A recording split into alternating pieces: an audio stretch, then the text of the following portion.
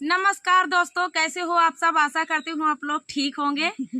तो आज सुनाएंगे गाली गीत बहनों का। मजेदार गाली गीत। आप सभी को गाली गीत सुनाने का मन है? हाँ, शादी विवाह में चलता है ना। शादी विवाह का समय चल रहा है, आप लोग गाली गीत सुनिएगा। और गाली गीत आप लोग सुनबो भी करते हैं, सुनते भी हैं, वायरल भी कर देते हैं। इसलिए हम लोग आपके लिए गाली गीत लेके आए हैं। मानक मने बहुत गाली अच्छी लागत है। अबे देखा वीडियो बनाओ कोनो और मैं गाली देत रहा तो बहुत ध्यान से सुनी होगा। बहुत ध्यान से, चाहे समझ में नहीं आवे। हाँ, थोड़ा बहुत आए तब वो चले। तो चलिए दोस्तों, सुनाते हैं आप सभी को गाली गीत। चुटकुला गाली गीत है। समधी दुल्हा या गुआ बरतिया पंडितों वहाँ पंडित, हाँ तो पंडितों गरिया दे थी वहाँ जे बदनिया रहा थी वह गरिया वजह। तो चलिए सुनाते हैं ये प्यारा सा गाली गीत। अरे दिल्ली सहारिया से लाई मंगाए हो, दिल्ली सहारिया से लाई मंगाए। अरे आंगन मादी है छितराई, हाँ सीताराम से भजो। अरे आंगन में दी है छितराई,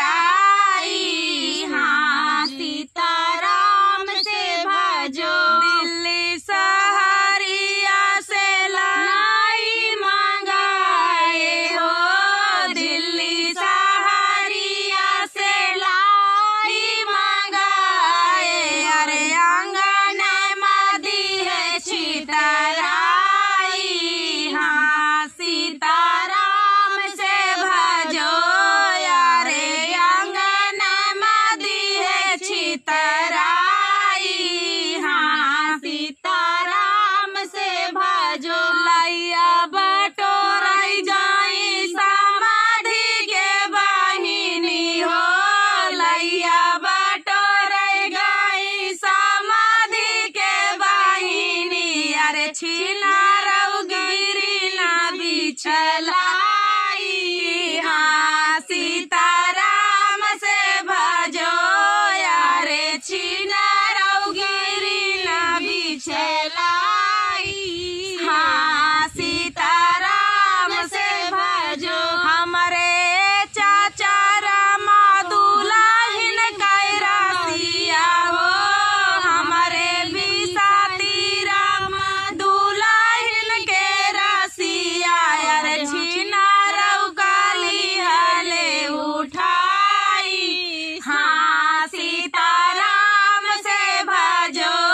अरे छीना रऊ गाली हले उठाई, हाँ सीताराम से भजो। चलहु ना चलऊ छीना रऊ हमारी से जरिया हो, चलऊ ना चलऊ छीना रऊ हमारी से जरिया। अरे कैसे के चली हम तोहरी से जरिया हो, कैसे के चली हम तोहरी से जरिया। अरे तोहर तो सनाए सडाड़ी, हाँ सीताराम से भजो। अरे तोहर तो बड़ी बड़ी दाढ़ी, हाँ सीताराम से भजो। हमारा उजा बाटाई छिना रऊ बड़ी बड़ी दाढ़िया हो, हमारा उजा बाटाई छिना रऊ बड़ी बड़ी दाढ़िया। अरे तोहर तो बाऊ तई पुरानी, हाँ सीता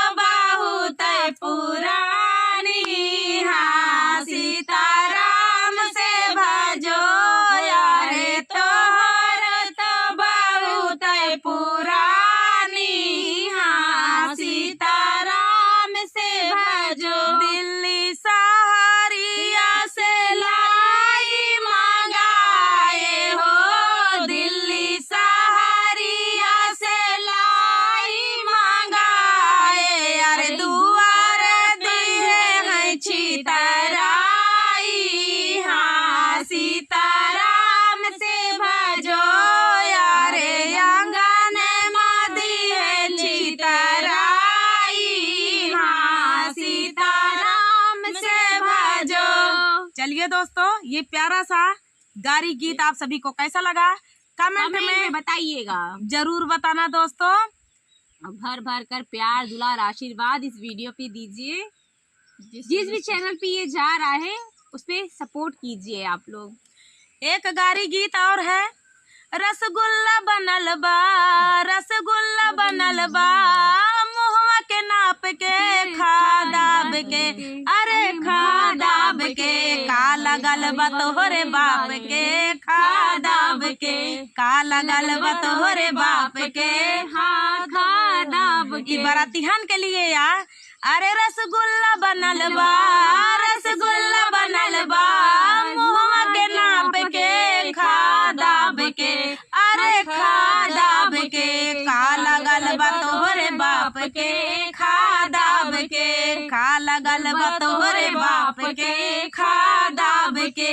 कुर्सी बनल बा, कुर्सी बनल बा, बैलन से नाप के बैठा दाब के, अरे बैठा दाब के, का लगल बा तोहरे बाप के, बैठा दाब के, का लगल बा तोहरे बाप के, बैठा दाब के, पैसा लगल बा हमारे बाप के, बैठा दाब के, पैसा लगल बा हमारे बाप के, बैठा दाब के। है निहा दिया है बरातिया मनाई का, हिया से जाती थे पेटा झरई लागा था, लेकिन उसी मतलब बनाई ना रसगुल्ला। हाँ बफर में का लगा है, रसगुल्ला लगा है, चाउमीन ला गया है, चाट ला गया है, एक चीज बाकी न रह चाहिए। सब खाइए के बाद खानवो खाई है, खाना खाई है, दाब के खाई है, दाब के हुआ बता दी। अरे और पनीर बना है, पनीर बना है, चाहे तंदूरी रोटी बनी है। हाँ तंदूरी रोटी एक दांत चुक जाए ना तो का बेटा करी है कि तंदूरी रोटी फिर ना इंतजार ना करते नी चीज के घर में इंतजार ना कहीं के अलावा। अरे जल्दी जल्दी तो बरातिहन के ये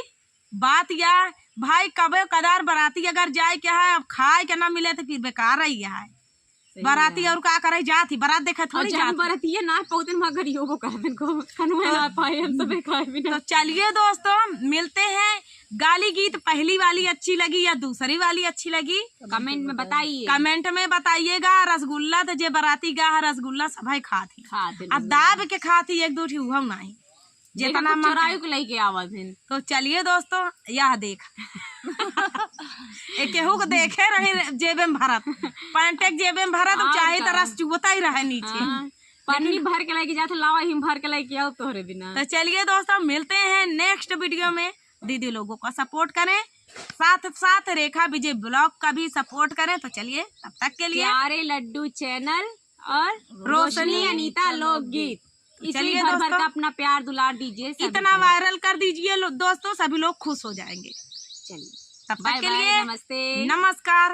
हंसते रहिए, मुस्कुराते रहिए, खुश रहिए सभी लोग। नमस्कार दोस्तों, कैसे हो आप सब? आशा करती हूँ आप लोग ठीक होंगे। तो आज सुनाएंगे बदरी छाई है, कभी धूप तो कभी छाँव। तो चलिए उसी पे गीत है, लाचारी गीत। ऐसे है आज का मौसम ऐसे है, देख ला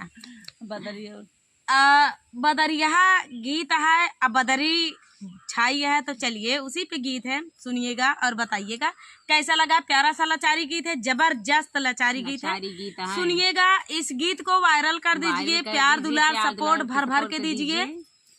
तो चलिए जहाँ से देखा था कमेंट में जरूर बताइए, कमेंट की अगर प्रतापगढ़ से देखा तो इनका प्रतापगढ़ बता दिया है, कैसे इनका ज्यादा चिंता रहा था कि हमारा वीडियो कहाँ कहाँ तक जा था और का जाना तबे तो जनी है कि नागपुर से देखा था कि प्रतापगढ़ से देखा था। जाए की इच्छा हुई है कि हमारे भाई इतनी फैमिली यहाँ यूट्यूब फैमिली यहाँ हमारी यूट्यूब फैमिली कहाँ तक फैली है। तो हमारी इच्छा हो मान ला चली जाए दीदी बहनी के यहाँ, मान ला हमारी इच्छा हुई है तब बताइए तबे तो उबे। तो चलिए बताओ जाए तो जरूर मिले जाई हैं और हमहू बोलाई है हमहू आओ, इसी बात नहीं है। तो चलिए सुनाते हैं। बिना मौसम के बरसे बदरिया सखी, बिना मौसम के बरसे बदरिया सखी, बिना मौसम के बरसे बदरिया सखी, बिना मौसम के बरसे बदरिया सखी। बारे बलमा हमें सड़िया ले आए, बारे बलमा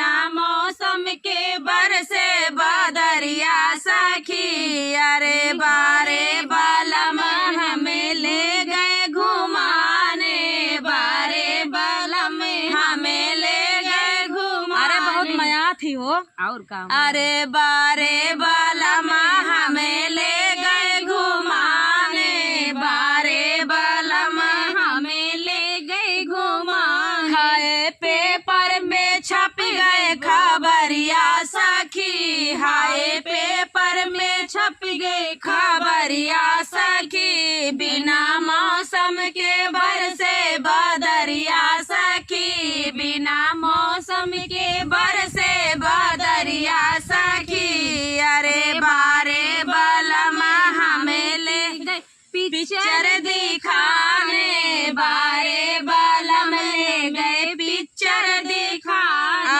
हाय सौतन पे गिर गए नजरिया सखी, हाय सौतन पे गिर गए नजरिया सखी, हाय सौतन पे गिर गई बिजुरिया सखी। बिना मौसम के बरसे बदरिया सखी, बिना मौसम के बरसे बदरिया सखी, बिना मौसम के बरसे बदरिया सखी। अब तो बिना मौसम के बदरी बरसत यह है, तब जनता यह बिना मौसम के बदरी में का हाल हो था। अब देख ले सब उल्टा सीधा ये सौते पे नजरिए पड़ी है। हाँ तो जनता यहाँ बिना मौसम के जब बादल बरसाता है तो सब उल्टा सीधा होए ना। तो यही बिना मोदी जी निकाल दे मोबाइल जाए देखिए सौतन बनवा न करी है। मोदी जी जब से मोबाइल निकाले यहाँ पिक्चर हाल बंद हो चुकी है।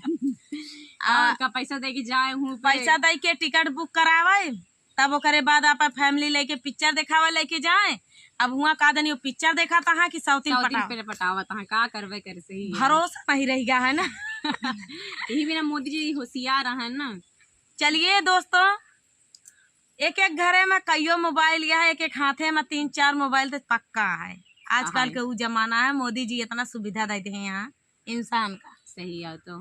तो चलिए दोस्तों, मिलते हैं अगले वीडियो में, तब तक के लिए नमस्कार, बाय बाय, स्वस्थ रहिए। नमस्कार दोस्तों, कैसे हो आप सब? आशा करती हूँ आप लोग ठीक होंगे। तो आज सुनाएंगे तालाब पूजते समय का प्यारा सा लाचारी गीत। तो सुनिएगा और बताइएगा। आप सभी को लाचारी गीत बहुत पसंद भी है, इसीलिए हम लोग आपके लिए लाचारी गीत ज्यादा से ज्यादा लाने की कोशिश करते हैं। तो चलिए सुनाते हैं ये प्यारा सा लाचारी गीत।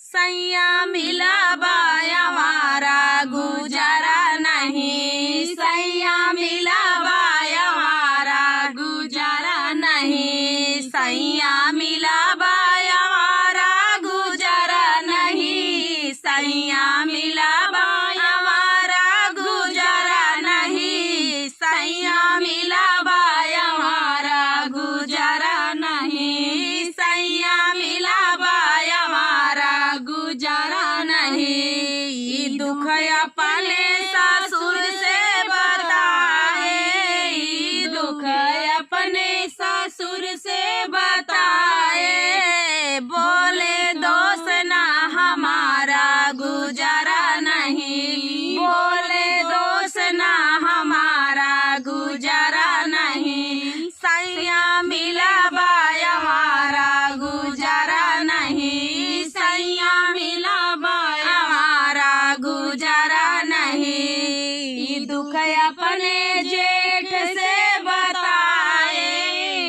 दुख अपने जेठ से बताए, ओ नहु लाइल है किनारा गुजारा नहीं, ओ नहु लाइल है किनारा गुजारा नहीं, सैया मिला बाया हमारा गुजारा नहीं, सैया मिला बाया हमारा गुजारा नहीं। ई दुख अपने देवर से बताए, ई दुख अपने देवर से बताए, छेड़े बोली मैं तुम्हारा गुजारा नहीं, छेड़े बोली मैं तुम्हारा गुजारा नहीं, सैया मिला बाया हमारा गुजारा नहीं, सैया मिला बाया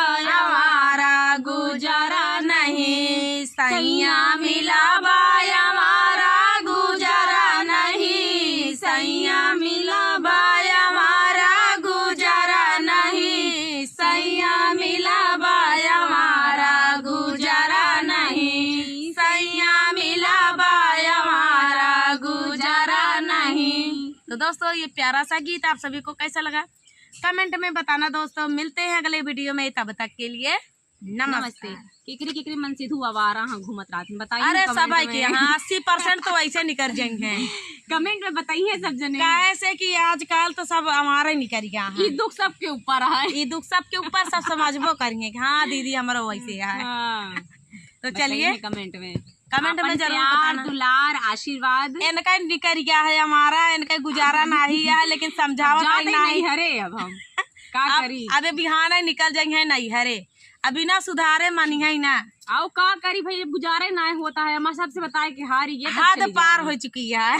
बिना जात ही। तो चलिए दोस्तों मिलते हैं अगले वीडियो में, तब तक के लिए इसी तरह हंसते रहिए मुस्कुराते रहिए। तब तक के लिए बाय बाय।